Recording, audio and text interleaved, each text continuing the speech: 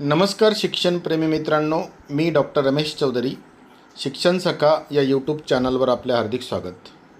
राज्य विज्ञान संस्था प्रादेशिक विद्या प्राधिकरण रविनगर नागपूर या संस्थेमार्फत महत्त्वपूर्ण एक पत्र प्राप्त झालेलं आहे. पत्राचा विषय आहे अखिल भारतीय विद्यार्थी विज्ञान मेळावा 2026 बाबत, म्हणजेच नॅशनल सायन्स सेमिनार 2026 बाबत. तर या संदर्भामध्ये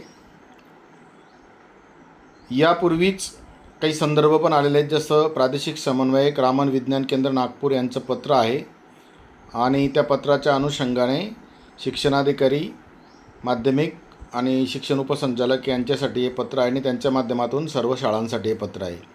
तर या पत्राच्या अनुषंगाने अखिल भारतीय विद्यार्थी विज्ञान मेळावा 2026 या कार्यक्रमाच्या यशस्वी आयोजनाच्या दृष्टीने मार्गदर्शक सूचना आणि विषय प्राप्त झालेले आहेत आणि हे जिल्ह्यातील सर्व शासनमान्य सर्व व्यवस्थापनाच्या सर्व माध्यमाच्या शाळांना आणि संबंधित शिक्षकांना सदर विषय आणि मार्गदर्शक सूचना कळवून प्रत्येक शाळेतील 8वी ते 10वीपर्यंतचे विद्यार्थी या विज्ञानविषयक उपक्रमात सहभाग घेतील यासाठी कार्यवाही करण्याबाबत सूचित केलेलं आहे. प्रत्येक तालुक्यातून प्रथम शाळा स्तरावर नंतर तालुका स्तरावर सदर स्पर्धेचे आयोजन करण्याबाबत आवश्यक पाठपुरावा करावा असे याच्यात म्हटलेलं आहे. जिल्हा स्तरावरील स्पर्धा संपन्न झाल्यानंतर विहित कालमर्यादेत विभाग स्तरावर आयोजन करण्यात येईल आणि या संदर्भात पुढील मार्गदर्शक सूचना पण देण्यात आलेल्या आहेत, जसं की विद्यार्थ्यांमध्ये वैज्ञानिक कार्यकारण भाव समजून विश्लेषणात्मक विचारांची जागृती करणे, स्पर्धात्मक वैज्ञानिक दृष्टिकोन वृद्धिंगत करून भावी वैज्ञानिकांच्या विचारांच्या आदानप्रदानाची संधी उपलब्ध करून देणे, देशात विखुरलेल्या प्रज्ञावान युवकांमध्ये राष्ट्रीय एकात्मतेची भावना वृद्धिंगत करणे ही उद्दिष्टे समोर ठेवून राष्ट्रीय विज्ञान संग्रहालय परिषद कोलकाता दरवर्षी अखिल भारतीय विद्यार्थी विज्ञान मेळावा म्हणजेच नॅशनल सायन्स सेमिनार आयोजन करत असतं. तर या संदर्भात या वर्षासाठी विषय दिलेले आहेत.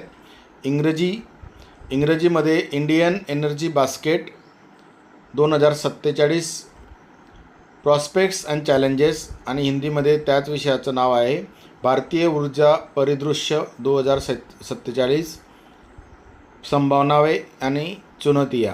तर या विषयामध्ये मराठीमध्ये जर आपल्याला लिहायचं असेल तर भारतीय ऊर्जा क्षेत्र 2047 भवितव्य, संधी आणि आव्हाने ह्या महत्त्वपूर्ण विषयावर आपल्याला सहभागी करून घ्यायचा आहे. यासाठी राष्ट्रीय पातळीवर विद्यार्थी विज्ञान मेळावा 30 ऑक्टोबर 2026 रोजी हे अंदाजित म्हणजे संभावित तारीख आहे, नॅशनल सायन्स सेंटर दिल्ली येथे आयोजित केले जाणार आहे आणि याच्यामध्ये आपल्या महाराष्ट्र राज्यातील विद्यार्थी सहभागी होतील. यासाठी ही स्पर्धा आहे. तालुका स्तरावर 1 ते 15 ऑगस्टच्या दरम्यान याच्यातून प्रत्येक तालुक्यातून 2 पात्र विद्यार्थी स्तरनिहाय पात्र निवड संख्या 2 राहील आणि दोघांची जिल्हा स्तराकरिता निवड राहील पात्र राहतील. जिल्हा स्तरावर 16 ऑगस्ट ते 31 ऑगस्ट या कालावधीत स्पर्धा होईल आणि प्रत्येक जिल्ह्यातून 2 विभागासाठी पात्र राहतील. विभाग स्तरावर 1 सप्टेंबर ते 15 सप्टेंबर या कालावधीत राहील आणि प्रत्येक विभागातून 2 राज्यासाठी पात्र असतील आणि राज्यस्तरावर स्पर्धा 20 सप्टेंबर ते 24 सप्टेंबर या कालावधीमध्ये होईल आणि केवळ प्रथम क्रमांकाचा विजेता जो असेल तो राष्ट्रीय स्तराकरता पात्र राहील. म्हणून ह्या स्पर्धेचं हे संपूर्ण वेळापत्रक आपल्याला समजून घ्यावं लागेल. महत्त्वाची गोष्ट की सुरुवातीला प्रत्येक शाळा स्तरावर आयोजन करायचं आहे आणि त्याच्यातून उत्कृष्ट विद्यार्थी तालुका स्तरावर पाठवायचे आहेत. तालुका स्तरावर ही स्पर्धा 1 ते 15 ऑगस्टमध्ये जी घेतली जाईल त्याच्यातून या स्पर्धेतून तालुका स्तरावरील गुणानुक्रमे 2 विद्यार्थ्यांची निवड जिल्हा स्तरासाठी पात्र राहतील. 16 ऑगस्ट ते 31 ऑगस्टच्या दरम्यानमध्ये पुढील स्पर्धा होईल. अशा प्रकारे प्रत्येक स्पर्धेचं वेळापत्रक दिलेलं आहे आणि यानुसार ही कार्यवाही होणार आहे. त्यानंतर महत्त्वाची गोष्ट म्हणजे राज्यस्तरीय विज्ञान मेळावाचं आयोजन 24 सप्टेंबर 2026च्या पूर्वी राज्यस्तरावर घेण्याचे प्रस्तावित आहे. याबाबत स्थळ आणि आवश्यक सूचनासुद्धा कळविण्यात येणार आहेत. म्हणजे 24 सप्टेंबर 2026 रोजी राज्यस्तरीय स्पर्धा होणार आहे. राष्ट्रीय स्तरावर 30 ऑक्टोबर 2026 या तारखेला दिल्लीला होणार आहे. या संदर्भात अधिक माहितीसाठी आपल्याला वेबसाईटवरसुद्धा भाग घेऊन समजून घ्यावं लागणार आहे. या स्पर्धेमध्ये काही नियम आणि अटी आहेत त्यासुद्धा आपल्याला समजून घ्याव्या लागतील, जसं की संयोजन करणार आहे राज्य विज्ञान शिक्षण संस्था रविनगर. मुख्य विषय मी मागील काही वेळापूर्वी पण आपल्याला सांगितलेत, इंग्रजी, हिंदी आणि मराठी तिन्ही भाषेतून. भाग कोण घेऊ शकेल तर 8वी ते 10वीत शिकणारे विद्यार्थी. एका शाळेतून फक्त एकच विद्यार्थी भाग घेऊ शकेल, म्हणून आधी शाळेवर स्पर्धा घ्यायची आहे, त्याच्यातून एक विद्यार्थी तालुका स्तरासाठी पात्र राहील. भाषा आणि भाषणात दिला जाणारा कालावधीसुद्धा याच्यात निश्चित करून दिलेला आहे. या ठिकाणी लेखी आशयज्ञान क्षमता चाचणीचं सुद्धा आयोजन केलं जाणार आहे आणि काही प्रश्नसुद्धा विचारले जातील. ही 10 गुणांची परीक्षा असून 20 प्रश्न असतील. श्रेणी पद्धतीसुद्धा दिलेली आहे की 100 गुणांचं हे संपूर्ण मूल्यमापन. सादरीकरणातील वैज्ञानिक माहिती 40 गुण, नाविन्यपूर्ण दृक साहित्य 15 गुण, भाषणाचा ओघ 25 गुण, प्रश्नांची उत्तरे देण्याची क्षमता याच्यामध्ये लेखी आशय क्षमतासाठी 10 गुण आणि तोंडीसाठी 10 गुण असे 100 गुणांचं हे मूल्यांकन असेल. चार्ट्स आणि पोस्टरच्या स्वरूपामध्ये विद्यार्थ्यांनी याच्यात सहभागी घेणं आवश्यक आहे. एका भागावरील चार्ट्स आणि पोस्टरचा हा एक चार्ट किंवा पोस्टर म्हणून गणण्यात येईल. भाषणाच्या वेळी विद्यार्थ्याला त्याचा स्वतः वापर करावा लागेल. सादरीकरणाच्या वेळी कोणी म्हणजे पालक, शिक्षक किंवा इतरांची मदत घेता येणार नाही. सर्व चार्ट्स आणि पोस्टर्स हे एकाच आकाराचे म्हणजे 850 मिलीमीटर रुंद आणि 60 मिलीमीटर उंच या आकारातच असावेत आणि ते दर्शनी भागात टांगावेत. त्याचा दिनदर्शिकेनुसार वापर करावा किंवा स्लाईड जर असेल तर 35 मिलीमीटर आकाराची प्लास्टिक फ्रेममध्ये असावी किंवा OHP प्रोजेक्टरमध्ये A4 साईजचे असावी जेणेकरून त्यांची पूर्णतः प्रेझेंटेशन होईल. किंवा संगणक स्लाइडी, animation, pop, apps, role over इत्यादी गुणधर्म असलेली नसावी तर ते ॲनिमेशन नसावी. त्यावेळी ती सरळ नियमित पद्धतीने चालेल. अशावेळी एकावेळी एकच स्लाईड विचारात घेतली जाईल आणि अशा प्रकारे सादरीकरण करता येईल. दृक साहित्य, स्लाईड, पोस्टर्स किंवा चार्ट जास्तीत जास्त 5 स्वीकारले जातील. जास्त साहित्यांचा विचार केला जाणार नाही. त्रिमितीय प्रतिकृती, ऑडिओ फिल्म्स यासाठी वापर सादरीकरणासाठी मान्य केला जाणार नाही. पंच श्रेणी पद्धतीने विद्यार्थ्यांची निवड करण्यासाठी स्पर्धेच्या वेळी 3 पंच असावेत.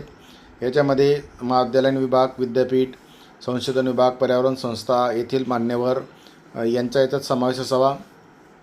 सहभागी शाळेमधील कनिष्ठ महाविद्यालयातील किंवा संस्थेतील शिक्षकांची पंच म्हणून निवड करण्यात येऊ नये. मेळाव्यातील भाषणे हे एका दिवशीच्या कालावधीत 40 विद्यार्थ्यांपेक्षा जास्त असू नयेत. गुणवत्ताक्रम हा व्यवस्थित काढणं गरजेचं आहे. त्यासाठी गुणवत्ता यादी तयार करावी. पंचांचा निर्णयसुद्धा अंतिम राहील. गुणवत्ता यादीत प्रत्येक प्रथम क्रमांकावरचा फक्त एकच स्पर्धक विद्यार्थी असावा.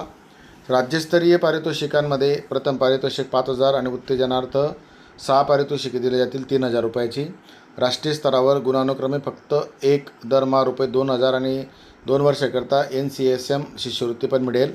राष्ट्रीय स्तरावर 9 पारितोषिके जे असतील ते गुणानुक्रमे 1,000 रुपये दरमहा त्यांना मिळतील आणि 2 वर्षासाठी त्यांना NCSM शिष्यवृत्तीसुद्धा मिळणार आहे. तर अशा प्रकारे महत्त्वपूर्ण आहे. याबाबत काही दिव्यांग विद्यार्थ्यांबाबतसुद्धा काही अपवादात्मक सूचनाही देण्यात आलेल्या आहेत. तर राष्ट्रीय स्तरावर च्या स्पर्धेमध्ये जास्तीत जास्त विद्यार्थ्यांना सहभागी करून घेण्यासाठी हे महत्त्वपूर्ण बाबी यात दिलेल्या आहेत. राष्ट्रीय स्पर्धेसाठी ज्या विद्यार्थी दिल्लीला जातील त्यांच्यासाठी प्रवास खर्च दिला जाणार आहे.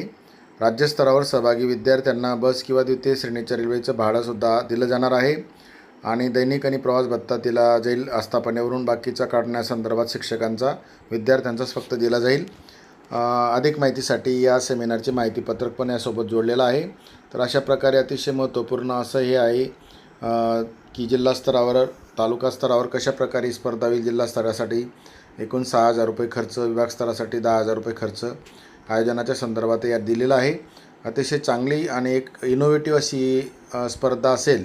याच्यात आपल्या शाळेतल्या मुलांना बक्षिसांसाठी नव्हे तर इनोव्हेशनसाठी, नवीन विचारांसाठी, सादरीकरण कौशल्यांसाठी आणि नवीन गोष्टी शिकण्यासाठी या अखिल भारतीय विद्यार्थी विज्ञान मेळाव्यामध्ये विद्यार्थ्यांना सहभागी करून घ्या. आपल्या शाळेतील विद्यार्थी सहभागी करून राष्ट्रीय स्तरावर पोहोचण्यासाठी आपण मेहनत घ्या. आपल्या सर्वांना मनापासून शुभेच्छा. धन्यवाद.